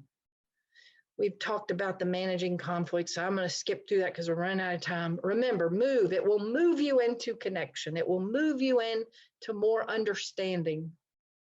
The story I tell myself is that this has been really fun to be with you tonight. And I have some of you thinking about pizza. How true is that? So what I hear you saying is we're all going to order pepperoni when we hang up. I'm being playful, but I want you playing with these sentences, folks. Don't just save them for conflict. And then I want you to just take a moment and read this.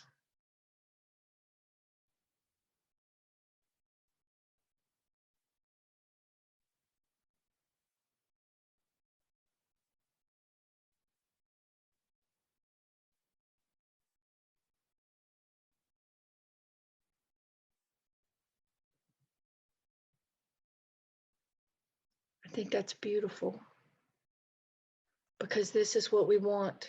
And conscious love is healing. Conscious conversation is healing with whoever it is with. And I hope for you to be curious about Imago, about Gottman, about living a more new brain way of being, to see people's otherness, to differentiate from it, to be aware of what you project onto it. This world right now, in my opinion, doesn't see the otherness. It projects lots of things. It's in old brain to the extremes. It's not dialogical. It's not listening and curious. And that's what we all need in all of our relationships. And so I think I went a minute or two over, but I'm hoping that you'll hang around and ask your question if you have one, or comment if you have one. I'm willing to hang around.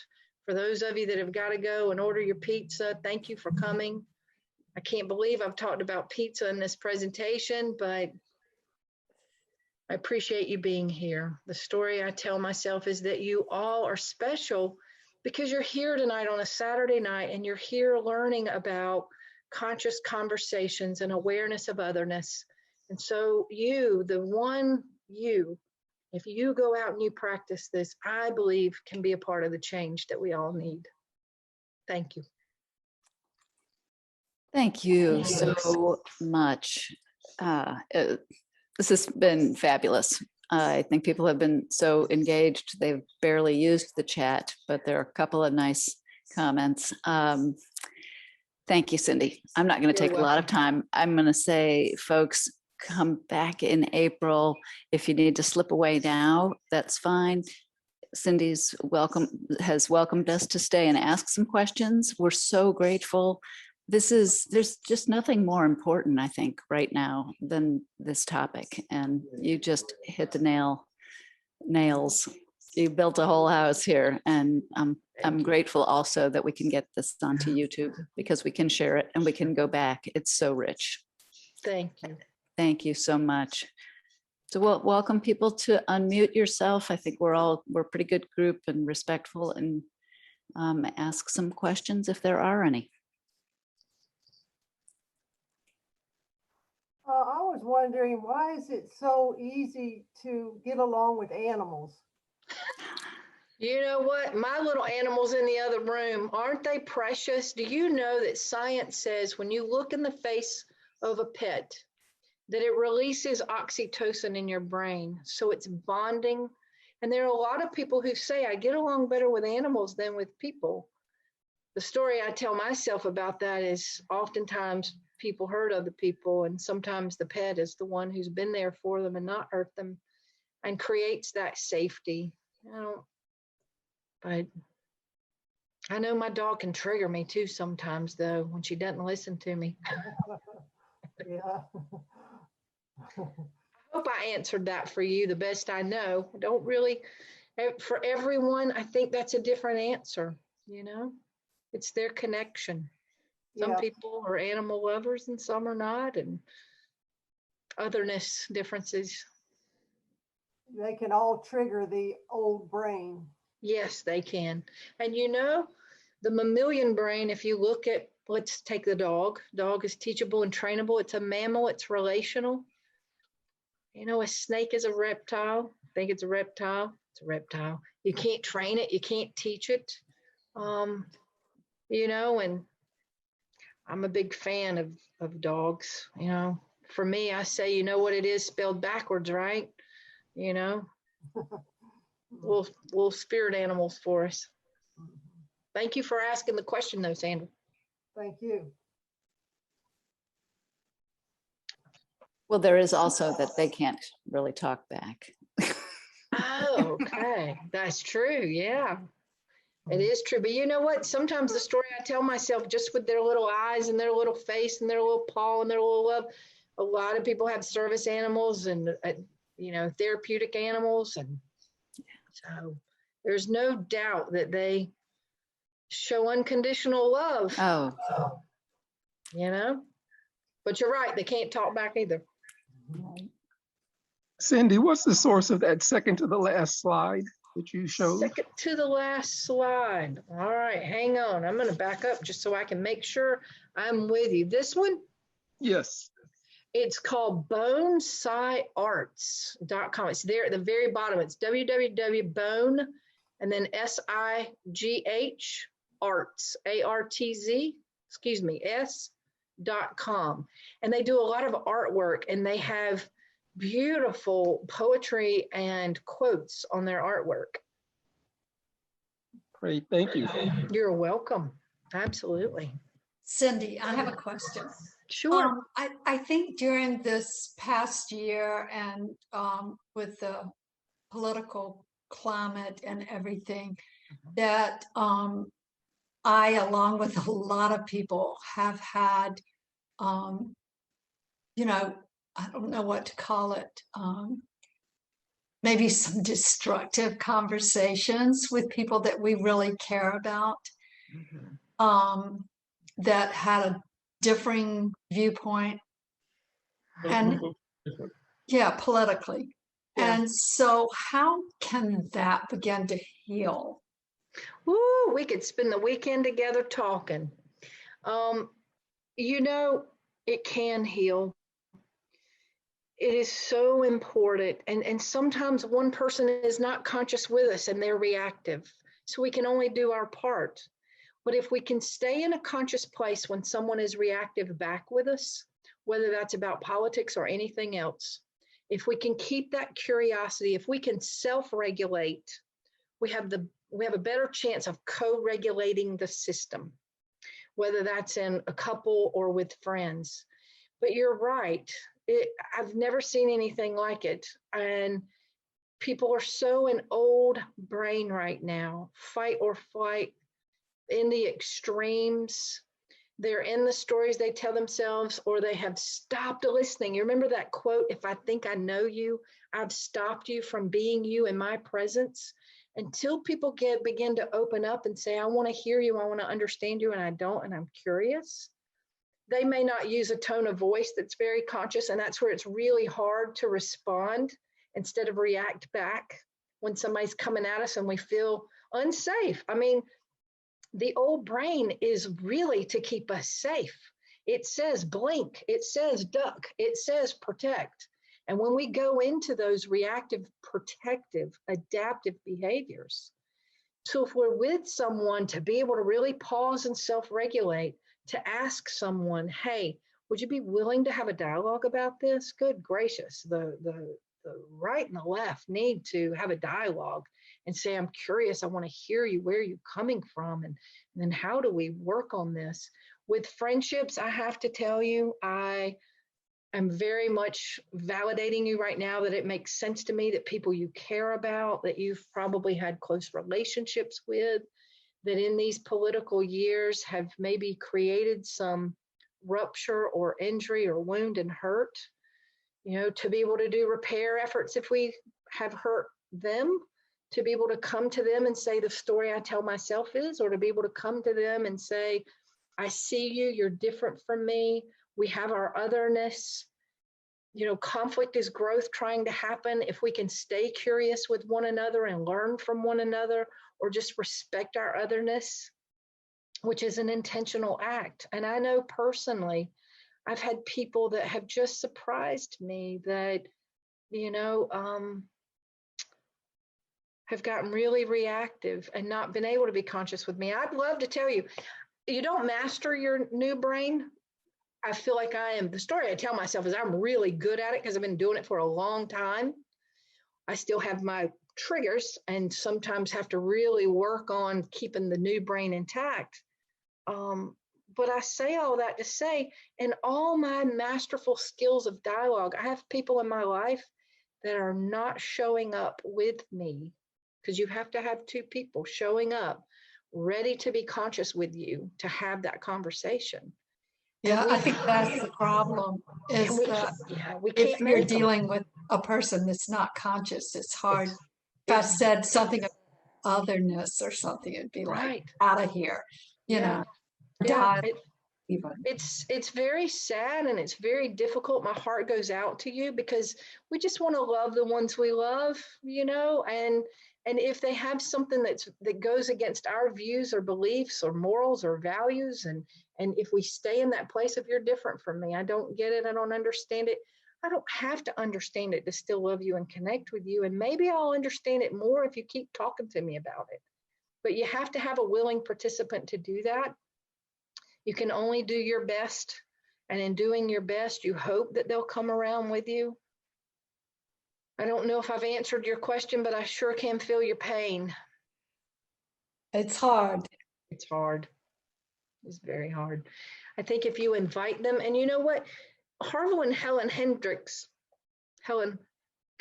Hunt, I had to get it right, who created Imago, they also have a training called Safe Conversations for anyone interested in that. You can sign up for their training and it takes what I've taught you and teaches you more. You can become an Imago facilitator. For those of you that may be coaches, for those of you that are therapists, I encourage the Imago training. If you want to learn more about Gottman, he has a workshop too called Love and Science.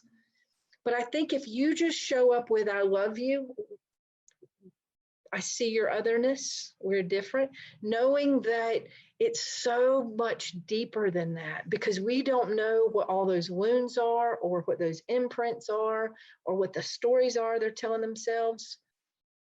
And it's scary for me because so many people have heard old brain, and some of them have heard old brain so much that they're reacting in old brain. I won't say much more than that because I may get off the subject of your question, but I would say if it's someone you love and care about, to invite them into that safe conversation, conscious conversation. And if it's someone you really care about and you want to go to couples family counseling with or friend counseling, I've had people bring their friends, their caregivers, their partners, and I hold them, an Imago therapist, another therapist could hold them in a dialogue to where you have someone there, not as a referee, but as a coach. Because I've heard parents with their children, I mean, it's just really sad at how disconnected so many people are right now over not seeing otherness and listening. Let me know if I can help with that, okay? Thank you for that question. It's very appropriate in this time. I don't know if there are other questions, but we may need to extend the time for a Cindy for President in 2024 campaign steering committee meeting. I would be You've been nominated in the chat box, just saying. I would be about dialogue, and I would be about, let's see otherness. And don't worry, I'm not running, but it is sad because what you're seeing is old brain, reptilian brain, reactivity. You are seeing people go to the places of the extremes in thinking and not being in a new brain place to do critical thinking and conscious conversation. You see people talking at one another, not to one another. We have got to become dialogical in order to connect. And it breaks my heart to see a couple disconnected when I know and I can see how they could connect and be healing to one another. And it breaks my heart that so many people are hurting right now because of things that have been said and ways that people have acted, and not sat down and said, you're just different from me, and how can I love you and be with you and be different and be aware of your wounds. You know, different communities have different wounds, different people have different wounds. And when you see some of these people in your world act out, you can know if someone slams doors and stomps their feet at 35, they were probably doing it at 5.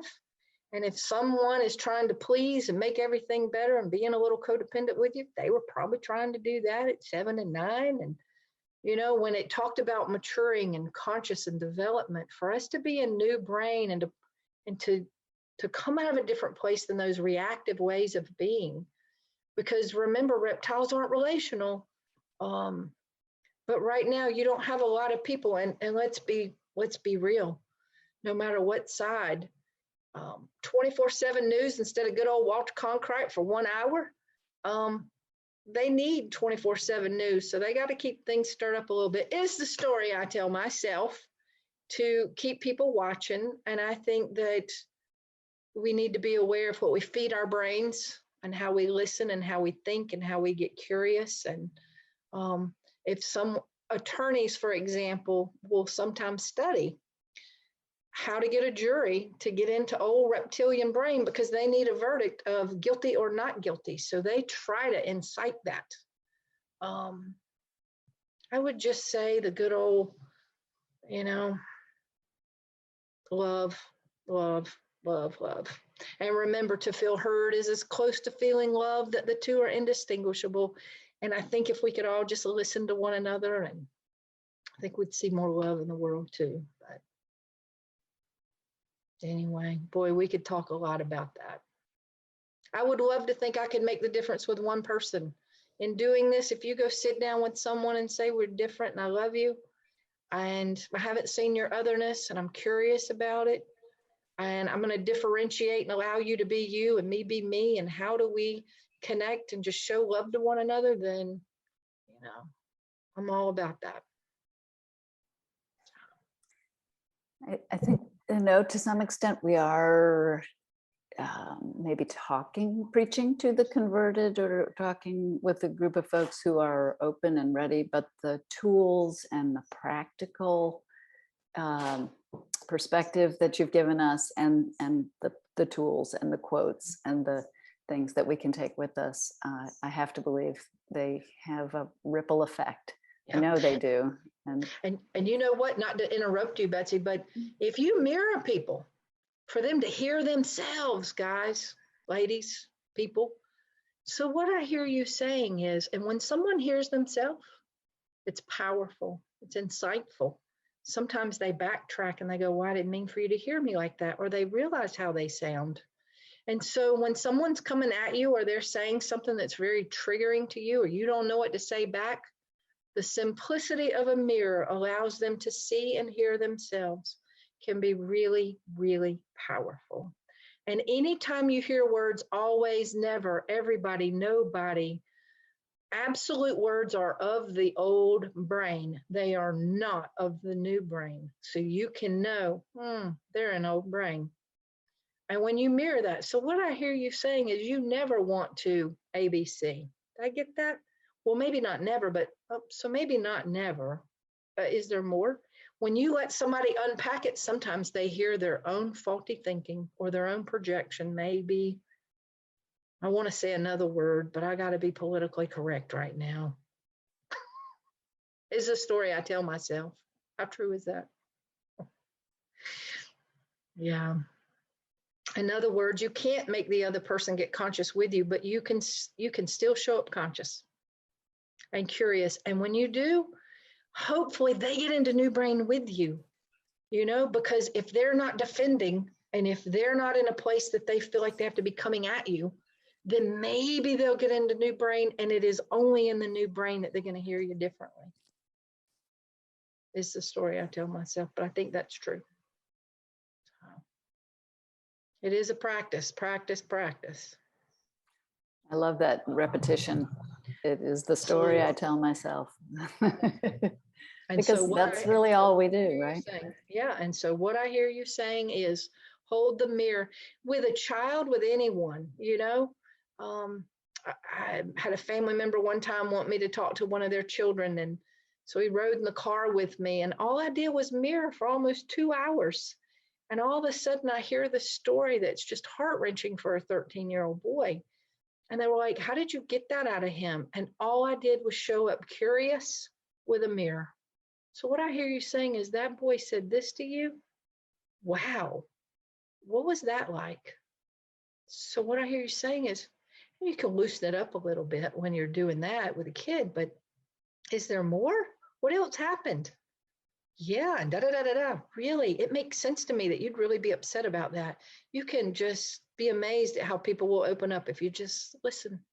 Just listen.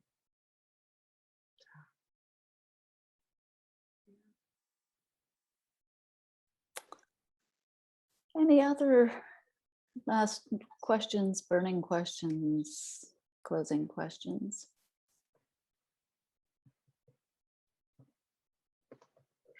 Next meeting. Question about the date and time, 5 to 7 on April 10th. Sharon Martin. That is our next meeting. It will be on Zoom. There will be announcements, more announcements ahead of time. Thank you for having me here, by the way. Thank you so much for joining us and stepping into this. I can't believe you haven't done much on Zoom because you did it like a pro. Well, thank you. Yeah, no, this was great. Yay. Thank you. It's your applause. With all this is pretty much muted. Thank you so much, Cindy. And thanks everyone for joining. I know most everybody's slipped away now, but it's really gratifying to have folks step in and join and really enjoy it, and hope to see you next month. Anybody? All right, we're gonna shut this down. Go get some pizza. All right. All right. Thanks again, everybody.